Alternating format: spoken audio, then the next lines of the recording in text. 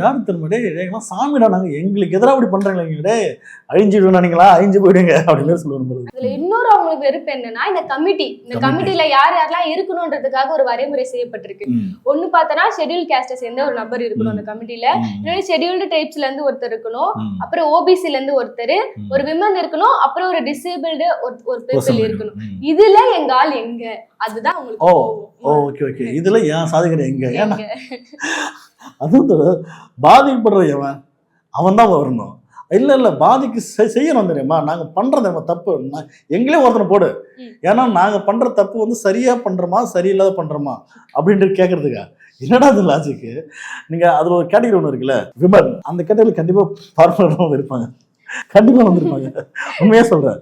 ஏன்னா அதுல வந்து சாதி கேட்டு அதுல என்ன சாதி பக்கமும் வந்து விமன் இருக்குல்ல, அப்ப கண்டிப்பா அதை பார்ப்பனர் தான் வந்து இருப்பாங்க. ஆனா அதையும் தாண்டி இன்னைக்கு பார்ப்பனர் அடையாளம் கொண்டு ஒரு ஆள் வை, ஏன்னா நாங்களும் பாதிக்கப்படுறல. யாரால இப்ப பாதிக்கப்படுறீங்க? யாரால கிட்ட நான் எங்களால் தான் நான் பாதிக்கப்படுறேன் அப்படிதான் நீங்களே சொல்லிக்கணும் பொழுது.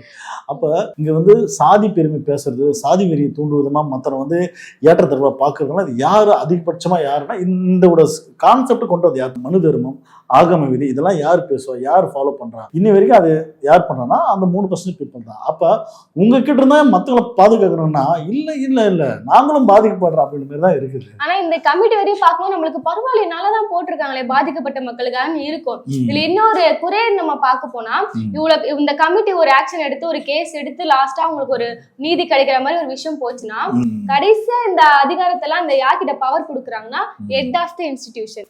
அங்கதான் செக். நம்ம என்னதான் ஒரு விஷயத்த நியாயமா திருப்பி கொடுத்தாலுமே அந்த இடத்துல இருக்கிறது நீங்க சொன்ன மாதிரி பூநூல் போட்டவர் தான் இருக்க போறாரு. ஆமா, ஆடு கவலைப்பட்டு சார் மாதிரி தான் இருக்கு. ஏன்னா தப்பு பண்ணதான் இவன் கடைசி சார் நீங்களே பார்த்து சொல்லுங்க சார், நல்ல தீர்ப்பா சொல்லுங்க சார், பாருங்க சார் பாதிக்கப்படுறாங்க. ஆமா, உங்களுக்கு எதிராக நீங்களே நல்ல தீர்ப்பா சொல்லுங்கன்னு அவங்க யாரால சார் பாதிக்கப்படுறாங்க சார் அது கேட்பா. இல்லை சார் யாரால பாதிக்கப்படுறாங்க இந்த பீப்புள்லாம்? உங்களோட சமுதாயத்தான் சார் பாதிக்கப்படுறாங்க. என்னது எங்க சமுதாயத்துல பாதிக்கப்படுறது இப்ப நான் தீர்ப்பு சொல்லுமா செல்லாது போடா அப்படின்னு நினைச்சிட்டு. ஸோ இது வந்து என்ன ஒரு லாஜிக் பார்த்தீங்கன்னா அதுதான் அது